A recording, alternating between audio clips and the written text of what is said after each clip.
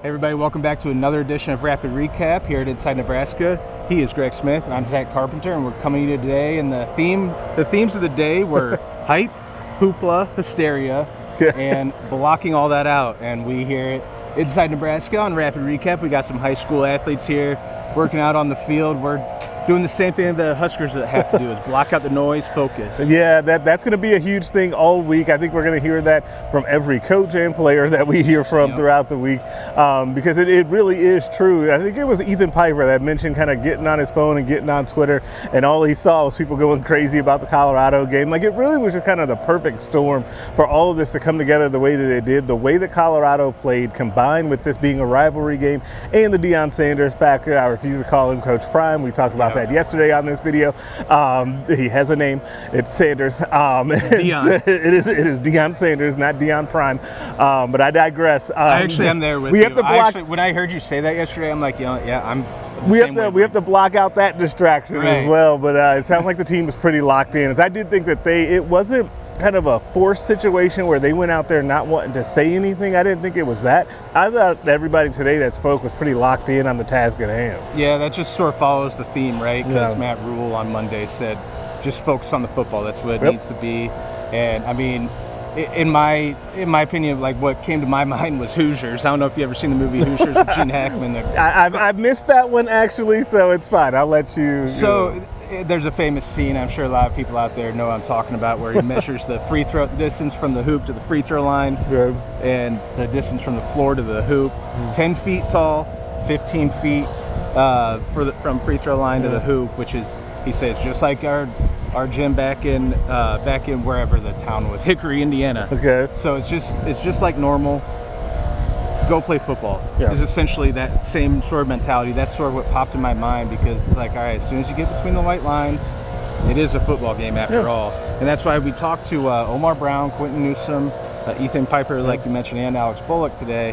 And the one of the keynote matchups for me is that Colorado receiver group, especially Travis Hunter and Jimmy Horn, going up against this Nebraska secondary.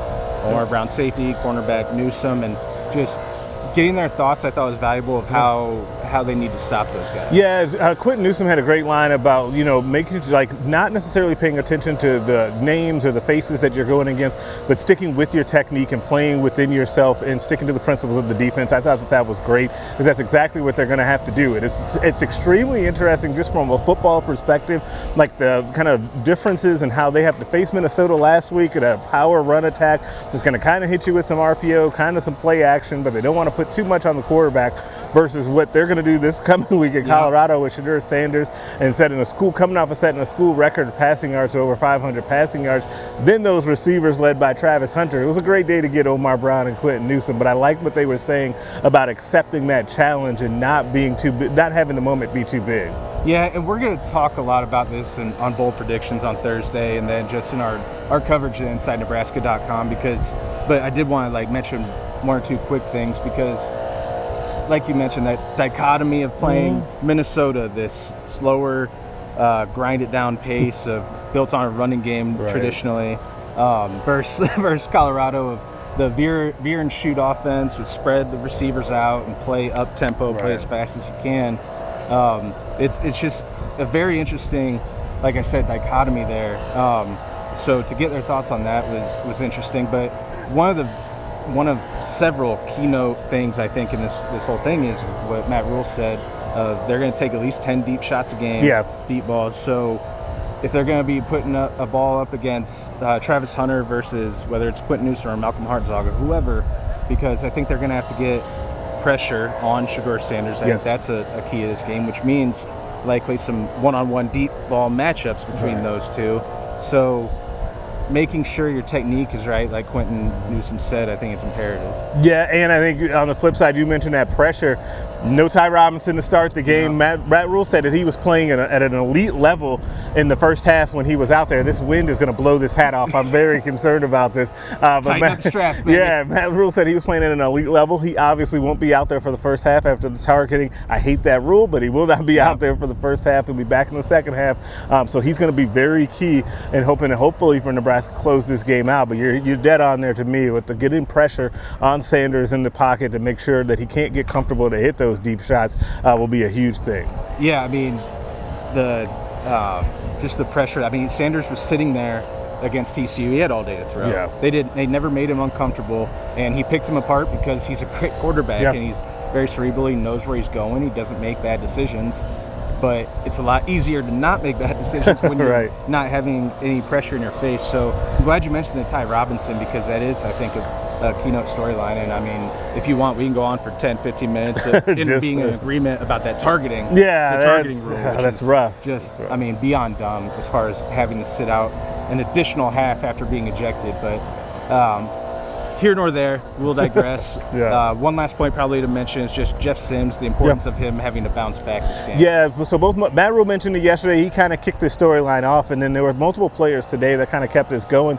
And they were asked, Quentin Newsome and Ethan Piper both asked respectively, hey, what have you seen from Jeff Sims this week so far? How has he bounced back? And both of them could not be more effusive in their praise of how they describe him bouncing back and how much he wants to be better and wants to be great. Quentin Newsome facing him obviously a lot in fall camp, and Jeff Sims being one of the other leaders of the team along with Newsome. He's seen good stuff out of him kind of bouncing back. They all expect him to bounce back.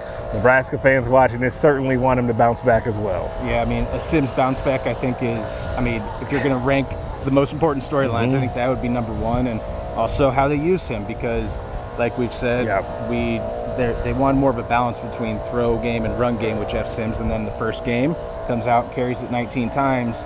But against this Colorado defense with Travis Hunter on the outside and those skill players they have in the secondary, maybe you're going to have to run Jeff Sims again 19 times, 25 times. But can you get more explosive runs, though? Like, you run him that many times and he has 91 yards. The average is fine. It's okay. But you would like to, from your quarterback, see more explosive runs if he's going to have to run it that many times. Yeah, we saw it that first series after the QB sneak, and then he had a scramble, and then he popped off a, 20-some yarder in that first series against Minnesota. Will we see more of that? Will we be able to see more of those explosive plays as Matt ruled in mid-August? I think it was definitely after the third Saturday press conference is when he talked about Anthony Grant's fumbling issues, and he talked about Sims. He called it that toxic line, the toxic Brian great Bullock line of learning when to be explosive and not taking risks. And I think it's clear to see that Jeff Sims is still a sort of growing as a work in progress in that area, and this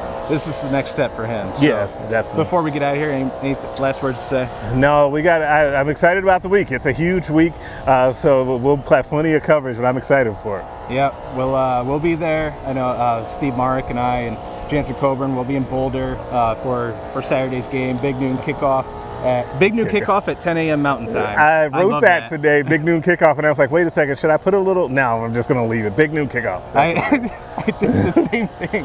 I did the same thing where I almost put big noon kickoff almost in parentheses 11 a.m. Central. But no, we're going with what Fox calls it. We're going to go ahead and leave it alone. So that's the wrap up from today's media availability. You can see all the other press conference videos on our Inside Nebraska YouTube page, and you can check out coverage from Greg, myself, and Steve, and the rest of the team at Inside Nebraska at InsideNebraska.com. So for Greg Smith, I'm Zack Carpenter, and we'll catch you guys again next time.